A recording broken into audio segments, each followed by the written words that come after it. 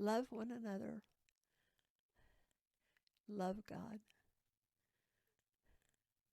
He'll never let you down. Be thankful always.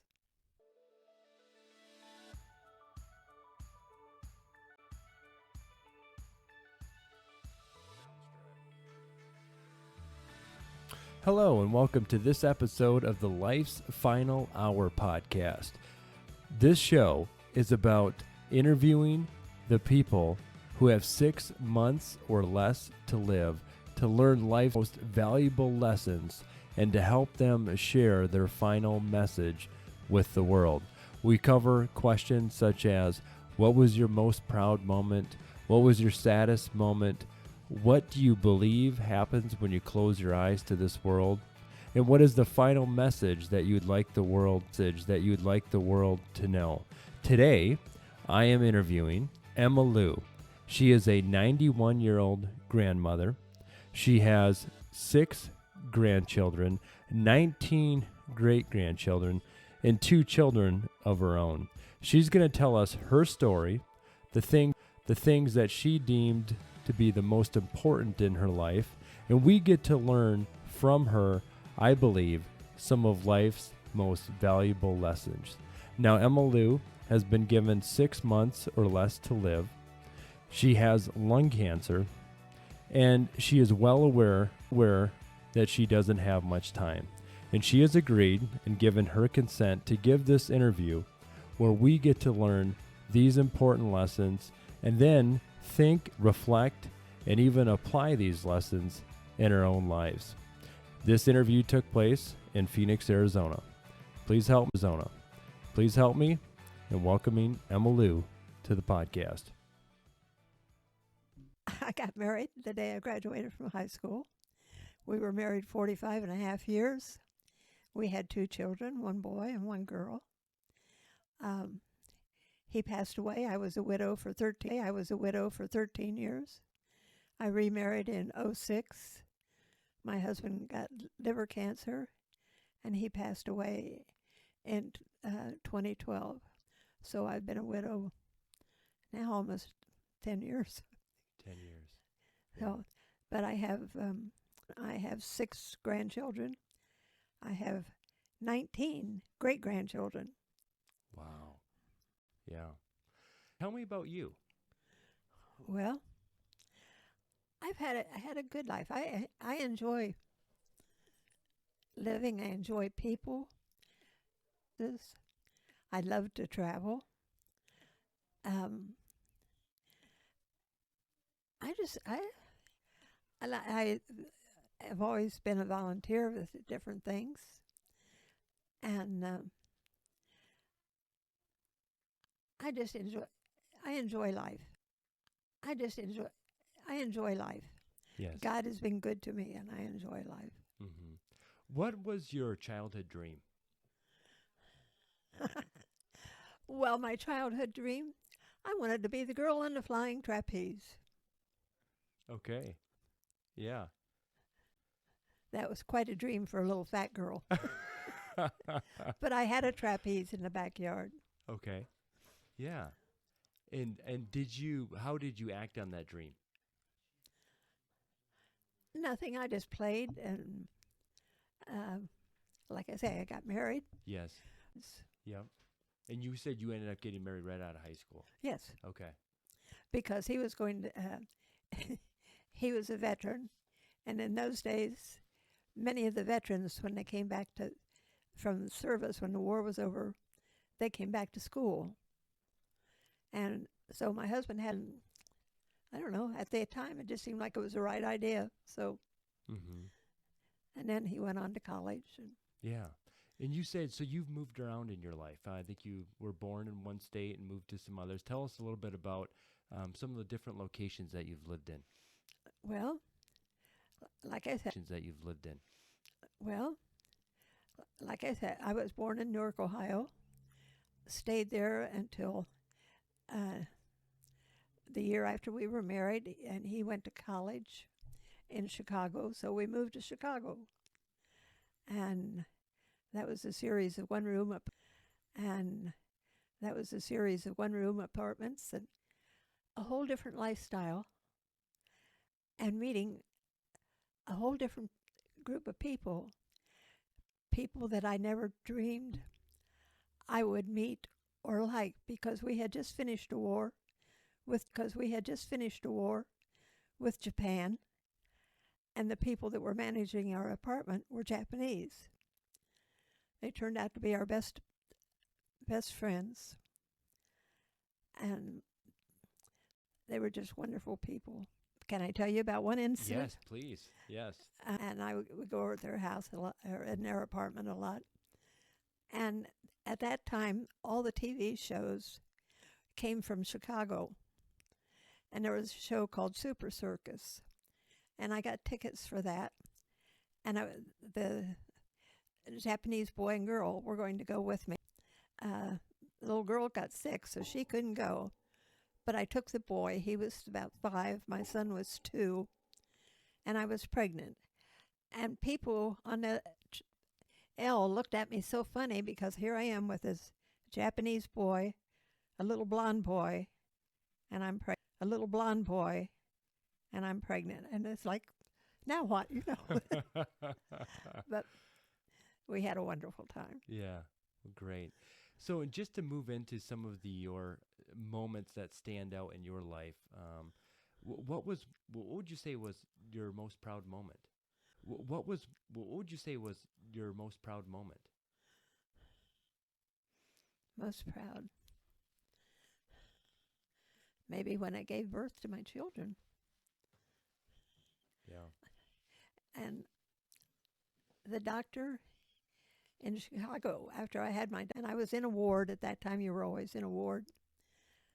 And he said, well, what do you think of your daughter? And we said, thought it was pretty good. And he said, don't you think we ought to thank God for her? And he held my hand and prayed. And that had an impact on the other people and the ladies in the room. That a doctor prayed for us. Mm-hmm. So that meant a lot to me. Mm-hmm. And so then switching from I think a joyous topic to one more that's can be more sad. What would you say was your most sad moment? Can be more sad. What would you say was your most sad moment? When I woke up in the care center and realized I wasn't dead, and I thought, why doesn't God want me? Because the doctors, family, that when they removed the ventilator, I would be dead in 30 minutes. They removed the ventilator. I said, I want my chocolate frosty. And I don't remember that, but that's what they told me. Yeah. But I woke, and I couldn't figure out why God didn't want me. My pastor said he has to build a bigger mansion to hold all your junk. Yeah. How long ago was this? That was in May of 20. Yeah. And you were on a ventilator then? Yes. You came off the ventilator. My heart had stopped when they told me. I didn't know. Mm-hmm. And I woke up and I had that thing in my mouth and couldn't talk. Mm-hmm. I think that thrilled a lot of people that I couldn't talk. Yeah. Yeah. Couldn't talk. Yeah. Yeah.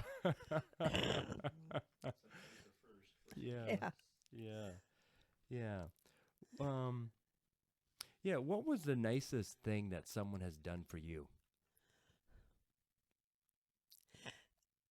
Well, I would have to say that when Felix came over, Felix is my next door neighbor, came over and saw that I was coughing up blood, and he called 911, and I think he saved my life.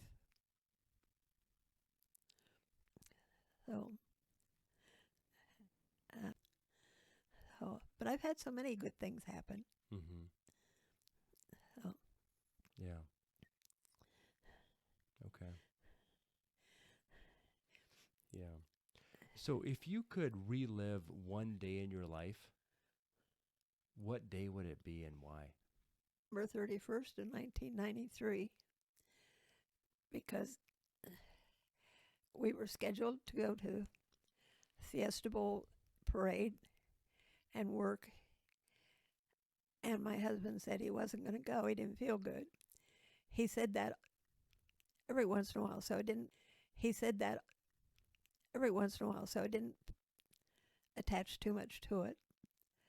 And I said, "You've always liked it," and well, we wasn't going to do it. And so he loaded the car with the things I needed for the booth that we was going to be in, and my two granddaughters were going to be in, and my two granddaughters were in the car. Well, when I came home, he was gone. And I wish I'd have stayed home and been with him. But I did. This is a hard week. Yes. Oh. Yeah. Thank you for sharing. So in tying into family and important relationships, who had the biggest impact on your life? Who had the biggest impact on your life? From family? Yeah, family or anyone that you deem as being important. Well, my mom, of course, she was quite a woman. She was quite a woman. She was very special. She was the kind that on her 79th birthday, we sent her up in a hot air balloon. She thought that was wonderful. On her 81st Yep. birthday, we sent her up. I want my money. I said, "You don't have any."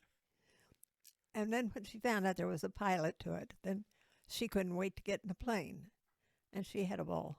Oh, that's great. And she was very good with people that other people didn't really care for.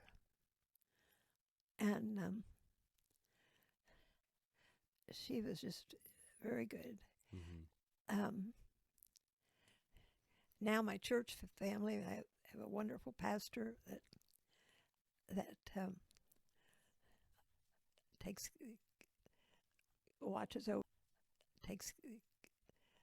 watches over me, and I have wonderful neighbors. I have a neighbor that spends about 4 hours a day over here just to make sure I'm doing okay, and whatever she can do, she'll do, and do, and I appreciate that.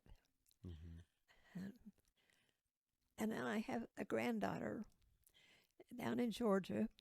She has 6 kids. Wow. She has a 13-year-old boy. He calls me every week, and he blessed me so much because he told me that Thanksgiving they were all saying what they were thankful for. And he was thankful that he got to talk to Jima every week. And that to me was a blessing. And I appreciate that. Mm-hmm. Yeah. I appreciate it. Oh. Yeah, I think that ties into love. And then, so the question I have regarding love is, how has love or the lack of it impacted your life? Oh, I don't think I've had a lack of love. I've had someone that loved me always. I had relatives, my uncle, and not my uncle, but my aunt, some cousins, and my grandfather lived down the street from it, Mom and Dad, and Dad was, he was something, he was something else. He got me a box of candy one year for Christmas. Now the box stood about this high, had every different kind of candy bar, every kind of candy bar there was, I think. It's no wonder I was a little fat girl. And then one Christmas at midnight on Christmas Eve, he gave me my bicycle, and I went out in the snow and I rode my bicycle at midnight. And I went out in the snow and I rode my bicycle at midnight out in the snow. Oh, that's great. And but when we had kids, we had some great Christmases. Mm-hmm. And one year, my husband belonged to the JCs.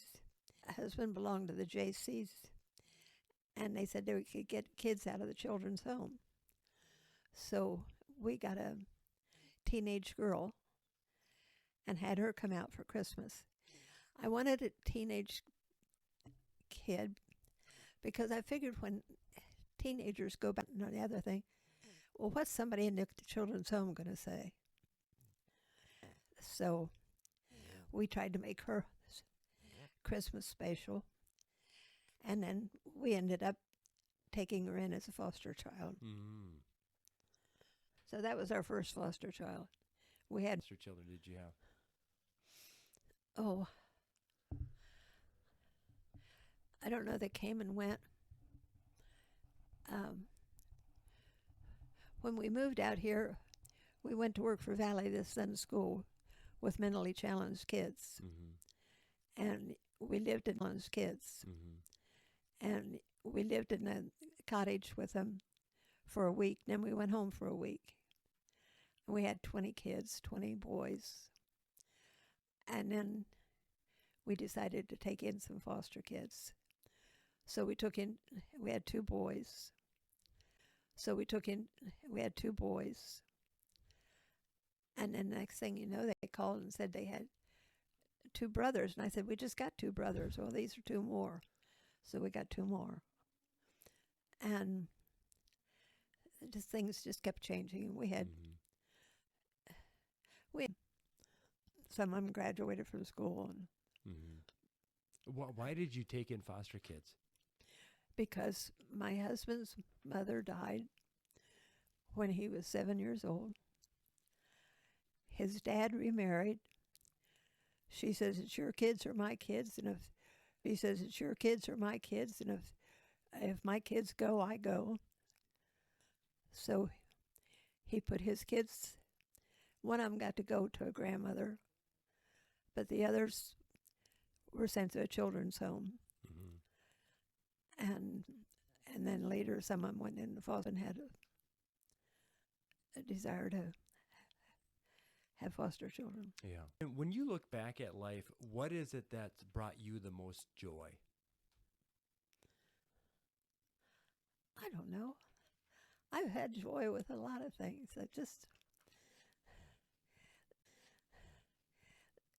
Everything is so good.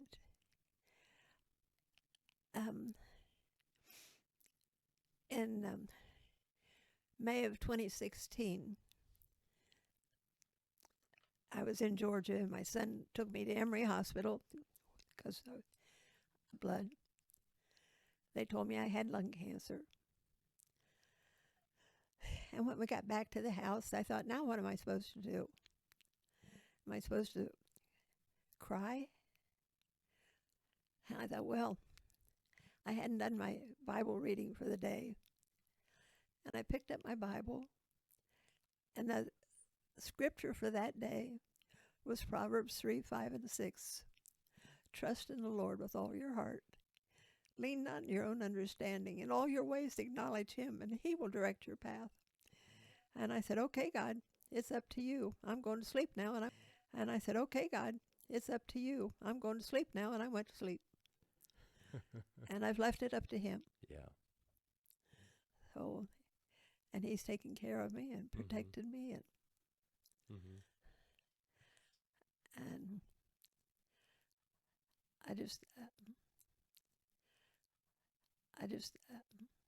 I'm very thankful for that. And I'm thankful for friends, for this one over here. Andreas, yes. made it at a hospital. And I enjoyed that. I enjoyed getting to meet people. I like to meet people. Yeah. And make new friends. Yes. I can see that in you. So. Yeah. Yeah. In regarding your belief, in Jesus Christ, that he is the Son of God. And like a friend of ours said, she had Jesus on the right hand, the Holy Spirit on the left hand, and God had her back. And anytime things to get too much, I can just turn it over to him. And I think sometimes, well, I'm all alone. And then I think of an old hymn that says, how can I be lonely when I've Jesus only to be my companion and unfailing God. And God sent this crazy little dog to me, and he's been such a comfort. yeah, And God has sent me good neighbors. You know, I wake up in the morning and think, oh, I don't want to get up. I don't have to get up. I don't have anything I have to do today. I can stay in bed. And then I think, no, you can't. There are people who are in bed who would give anything. There are people who are in bed who would give anything if they could get out of bed. So get up and get out, and I can get myself out of bed, and I can walk. Sometimes not real steady, but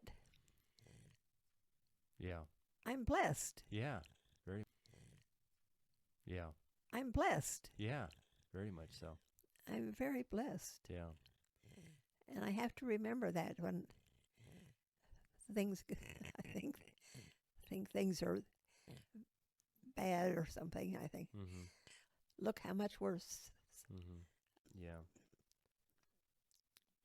So, what do you believe happens when you close your eyes to this life? You know, actually, when I go to bed, it seems like I think, oh, now I better write this letter to this person, and I'll say this, and sometimes I have a hard time going to sleep. But lately, I've been sleeping real good, so I just go to bed and turn it over to God and let him take care of it. And let him take care of it. So, Yeah. So what is your perspective on death and dying? well, I'm not afraid of it. And Why is that? Why are you not afraid of it? because I've got God, and because I've got God, and I go home with him, and I'll get to see my husband and my mom and friends, and I hope that I don't end up one of those things where people will get really horribly sick. But when my second husband, he was here, and hospice was here, and so he was a great influence, and it was just, he was ready to go, and he knew where he was going, and it was just peace.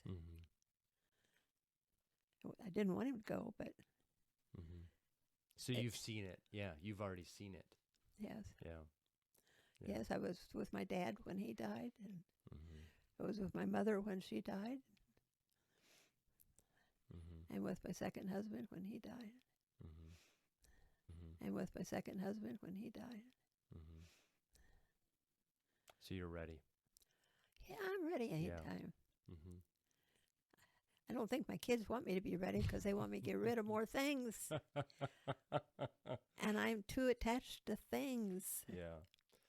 So how has your perspective changed when you were told that you have 6 months or less to live? How is your perspective on life? How has that changed? Well, I don't know that I thought. Now, when I was in the hospital and I heard that that they were gonna, when they removed the ventilator, I was gonna die. I was worried about the dog I had then. Who was going to take care of the dog? That didn't worry me at all.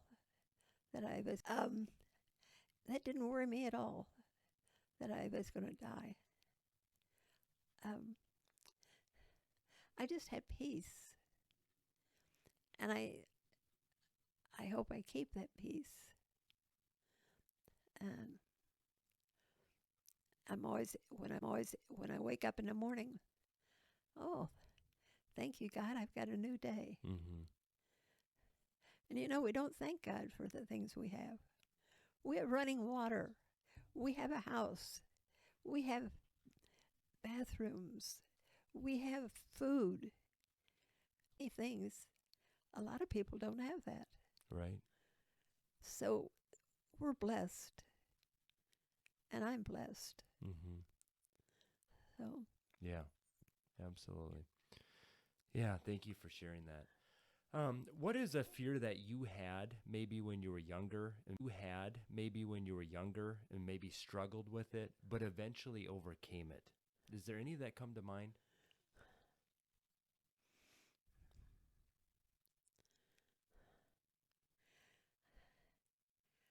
Not really. Mm-hmm. I just did no fun in school. Yeah, right. How Uh, did that affect you? And what age were you when you felt like that you were in fat? grade school, it was fatty, 2x4, can't get through the kitchen door. Yeah. And I was heavy. I'm sure Andreas remembers me as heavy. Mm-hmm. And remembers me as heavy. Mm-hmm. And then one day, I thought, you're killing yourself eating. I belong to TOPS, which is a weight loss group, Mm-hmm. which kept me from gaining more. But I wasn't really doing a whole lot about losing any either. And then I thought, I'm not going to count calories. I'm not going to worry about carbohydrates or anything else. Mm-hmm. I want to eat around 30 pounds.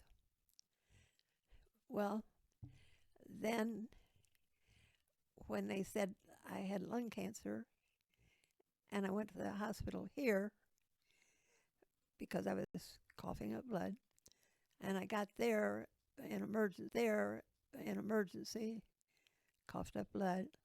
The doctor came in and he says, you don't have lung cancer, you got valley fever. Oh, okay. That's better than lung cancer, I guess. So they gave me some medicine that's helped, but it also cut my appetite too. Mm. When you look back, what regrets do you have, if any? I guess I regret that I wasn't a better mother. I regret I wasn't a better better wife. Because you could do things so much better. What are some of the things that come to mind that in your eyes you would think that you would be a better wife or a better mother? What is it that you feel like you should have done? I don't know. I tried. But you always wonder if you've done your best.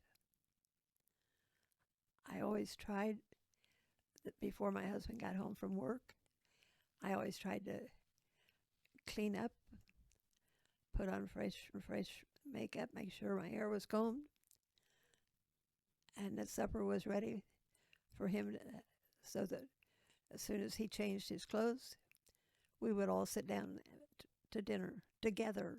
Mm-hmm. Always the family ate together. Seeing that now. Mm-hmm. And I think kids now are too busy on their technical devices. Mm-hmm. And I think they're missing a lot. What is it that you think they're missing out on? They're missing really seeing people, really talking to people, just tapping on keys. It's nice. I'm glad I can do that with my son and daughter-in-law and grandkids. But it's so much better when I can talk to them in real and see them. Yeah. And I think today's kids are losing a lot, but that's my opinion. Yeah. No, thank you. Yeah. Well, just we're getting close here to the end. I know I've been asking you a lot of questions, so I really appreciate your time. And I think we are all going to learn a lot from this. But when you look back on life, is there a perfect age? Is there an age that comes to mind that you felt like it was the perfect age? Not really, because I learned things in different times.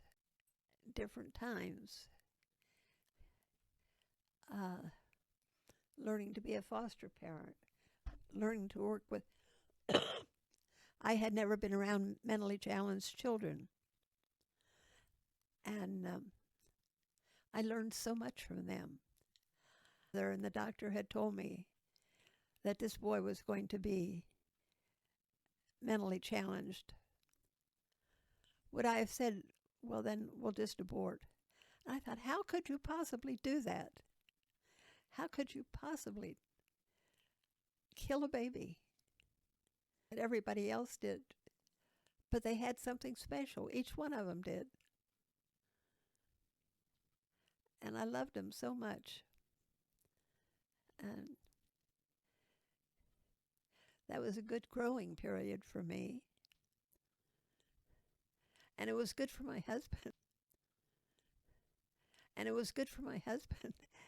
My husband had never, because of being raised in children's home and foster homes, he had never been loved. Well, here he is down here at that school, and here's an 18-year-old boy sitting on his lap, or he's holding another, and the things he's doing, and it was such a blessing. Yeah. Oh. Yeah. Oh, such a blessing. So if you had 5 more years and you could take it at whatever age you would want it at, what would you do with your time if you had 5 more years and in good health? Well, I'd go to Georgia. My best friend lives in Ohio. She said, "Are you going to come back for my 91st birthday?" I said, "I don't think so." She came out here for my 91st birthday. We have been friends for 83 years. Wow. We met in the 3rd grade at church.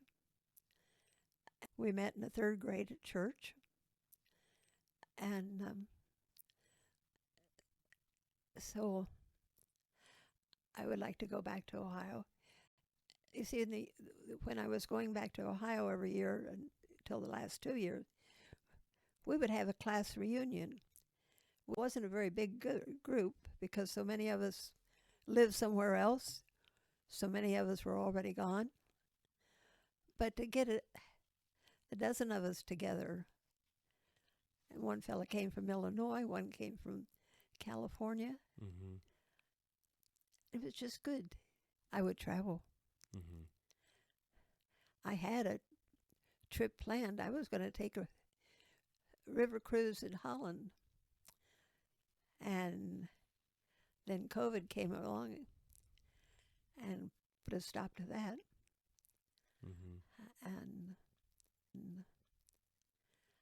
But I like to travel. I'd go back to Australia if I could. Yeah. That's great.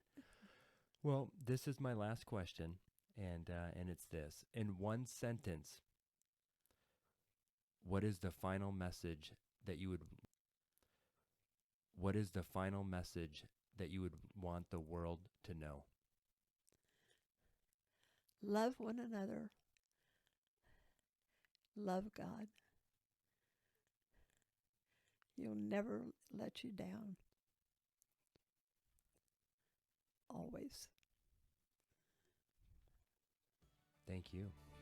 Well, this concludes the first episode of the Life's Final Hour podcast. Please share, subscribe, and give a 5-star rating so others can find this podcast as well, if you've gotten any value out of it. Please tune in weeks for the next episode, and I look forward to catching you on the next one.